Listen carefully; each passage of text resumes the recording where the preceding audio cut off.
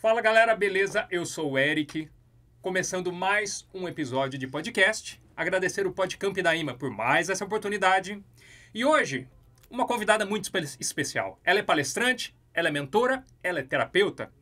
Você que está em casa, já ouviu falar sobre Vedanta? Ah, pois é.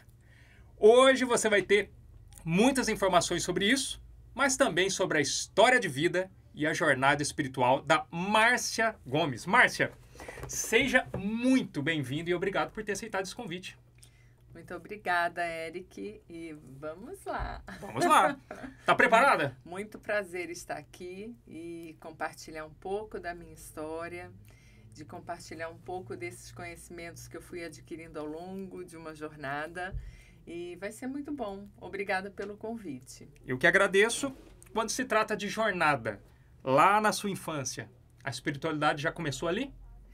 Sim, na verdade, a minha mãe sempre foi uma mulher de muita fé. E eu nasci já com pneumonia. Então, eu já nasci com uma marca de doença na minha vida. E sempre fui uma pessoa muito doente, né? Uma criança doente, uma jovem doente. E depois a minha mãe, ela se converteu, ela ia se separar do meu pai. E naquele momento ela teve um resgate com a espiritualidade e se converteu na Igreja Batista.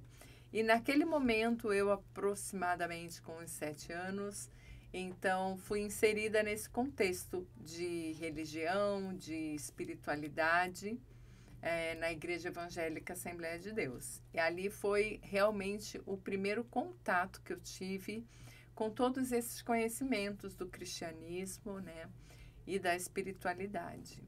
E quando se trata, por exemplo, de você na igreja, é verdade que você via anjos, você tinha... Alguém poderia até usar o termo dom mediúnico. Como é que era isso? Eu sempre fui uma pessoa muito sensível, uma criança muito sensível. E minha mãe gostava, né, de visitar hospitais para fazer visitas, favelas, comunidades mais carentes, tudo. E eu ia com ela. Então, eu ia evangelizar, pregar, levar uma mensagem de amor, de acolhimento, né? E eu lembro também que a gente ia no hospital com crianças com hidrocefalia. E eu gostava de passar uma mensagem bonita para as pessoas desde criança, né? E eu tinha essa questão dos dons de visão. Teve uma vez que eu vivi uma experiência, eu devia de ter uns 13 anos, que eu senti o meu corpo saindo, algo saindo do meu corpo, né? E vendo de cima o meu corpo. Mas eu creio que eu não tinha, assim, um preparo para lidar com aquilo e eu tinha medo. Então, meio que eu bloqueei essa capacidade minha de ver, tanto é que hoje eu não tenho essa habilidade, mas eu sinto muito, eu tenho uma sensibilidade grande. E o que você via? Eu via anjos, eu costumava ter sonhos e assim, tipo, algumas coisas me assustavam, né? Tipo, uma vez eu lembro que eu sonhei de um navio batendo num lugar e aí naquela semana teve um navio que bateu num iceberg. Eu via, às vezes, uma pessoa falecendo da família e logo depois a pessoa falecia. Então, isso me assustava muito. Eu não sabia lidar com isso, né? E também não tinha explicação. Então, eu comecei a ficar com medo de ver, de ter, né? Então, fui bloqueando esse canal, realmente. Você trazia essas informações para sua mãe? Como é que é a relação entre essas experiências que você tinha com a Igreja Evangélica Cristã? Então, eu não lembro muito bem. Eu lembro que eu acho que naquela época era meio visto com um pouco de ceticismo. Então, parecia que não era uma coisa natural. E eu acho que foi por isso mesmo que eu acabei bloqueando, né? Porque não era visto como uma coisa natural. E hoje eu vejo como muito natural, porque às vezes tem pessoas que têm uma sensibilidade de captar fatos que vão ocorrer, né? Existe muita coisa no mundo sutil que a gente não compreende, não entende. Então, hoje eu vejo quando alguma criança vê alguma coisa, eu levo super a sério. E aí surge a sua adolescência. Como é que foi a sua adolescência? Você estava na igreja ainda? Sim, eu permaneci na igreja até mais ou menos uns 15 anos. Certo. E eu era super dedicada, super empenhada, né? Mas eu vi algumas coisas nas igrejas que me feriram muito, né? Essas questões de proibição.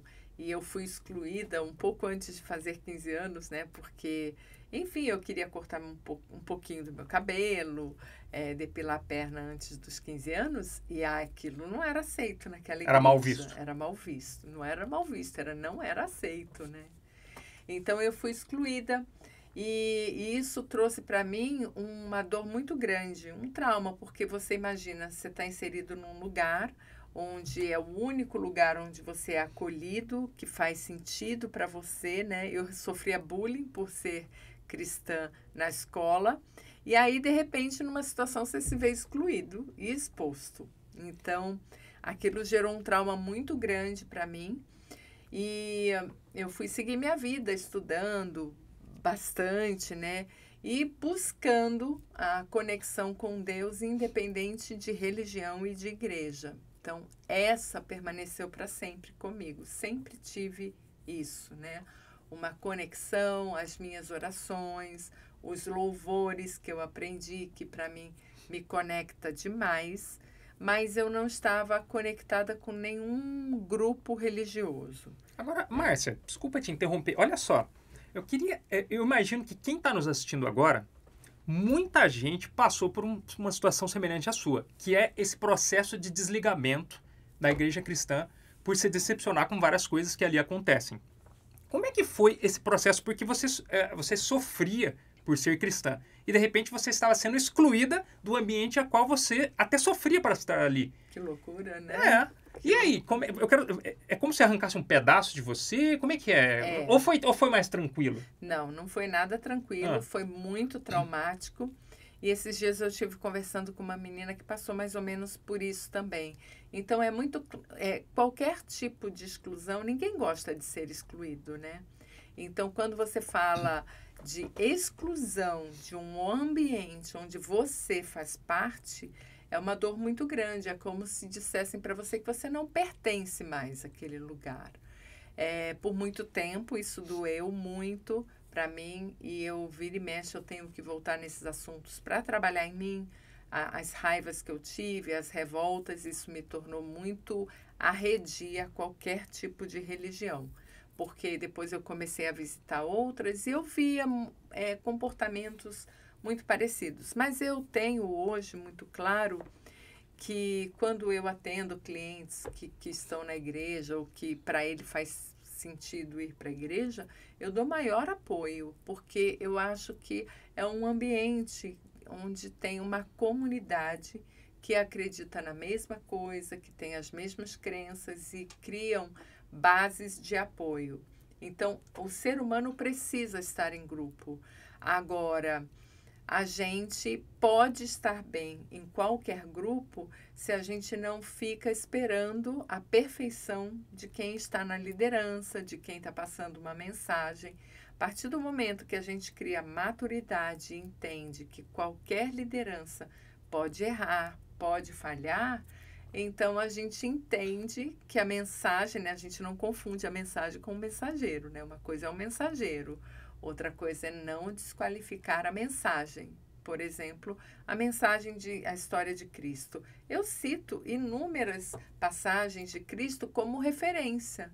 Então, eu dissocio o mensageiro, que pode falhar, que pode errar, da mensagem que transforma nossas vidas, né?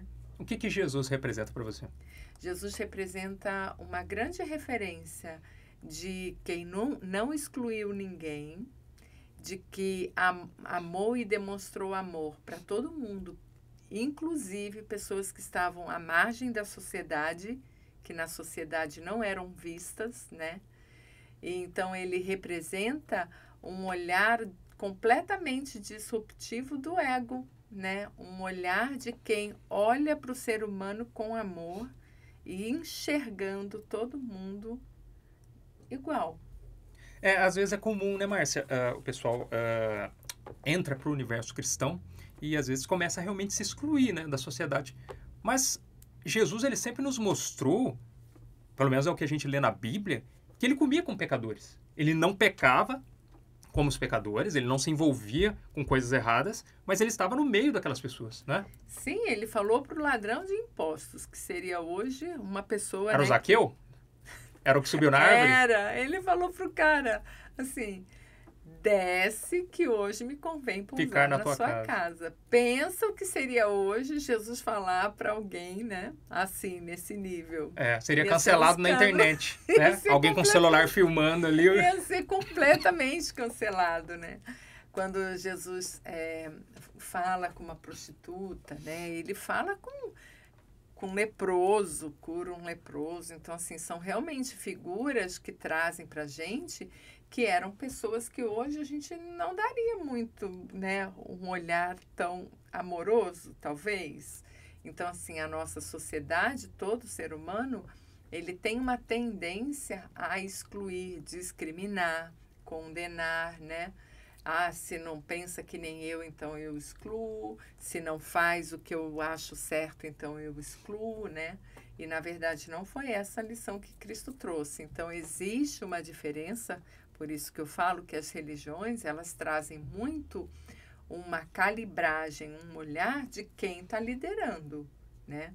É uma pega a Bíblia, pega as palavras de Cristo e fazem uma tradução.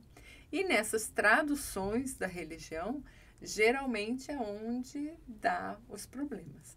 Mas, por exemplo, a minha mãe e o meu pai, até o final da vida, a religião e a igreja deles foi, assim, o alicerce, o apoio, sabe? Foi o alicerce deles. Se eles não tivessem aquilo, era possível que o meu pai estivesse numa vida perdida, minha mãe também depressiva. Então, aquilo para minha mãe trazia a esperança que ela precisava, trazia o ambiente que ela precisava. Para mim, hoje, não faz sentido, mas não quer dizer, né, que não faça sentido para todo mundo. Eu acho que cada um tem o seu caminho. Márcia, eu tenho uma curiosidade. Você disse que se decepciona com algumas coisas na igreja, meio que se desliga daquela comunidade, e você disse que a sua mãe e o seu pai, se de repente tivessem se desligado, poderiam ter se perdido. Você se perdeu? Não me perdi, porque eu sempre fui uma buscadora, né? Eu sempre tive questões existenciais muito profundas sobre Deus, sobre diferenças sociais, sobre por que uma pessoa nasce assim, sabe, essas perguntas que me intrigavam muito, de realmente querer entender a natureza do ser humano, por que tantas coisas, né? E esses porquês sempre me levaram a buscar respostas.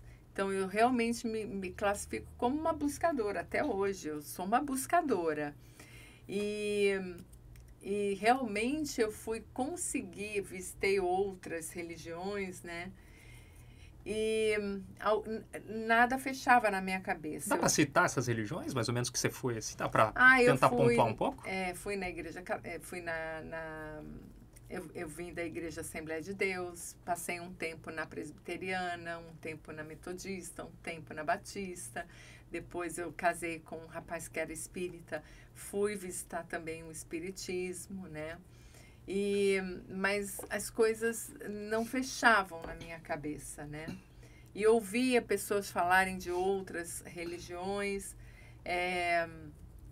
E aí, quando eu, né, vou para a vida profissional, sempre conectada com Deus nas minhas orações, mas sem pertencer a nenhum grupo. Às vezes sentia falta, às vezes ia numa igreja para ouvir um louvor, porque o louvor me conecta muito, né? Mas aquela cobrança e aquelas obrigações sempre foram muito pesadas para mim, né? Porque eu acho que eu tenho um jeito livre de ser, não consigo entrar no quadradinho, na caixinha de ninguém.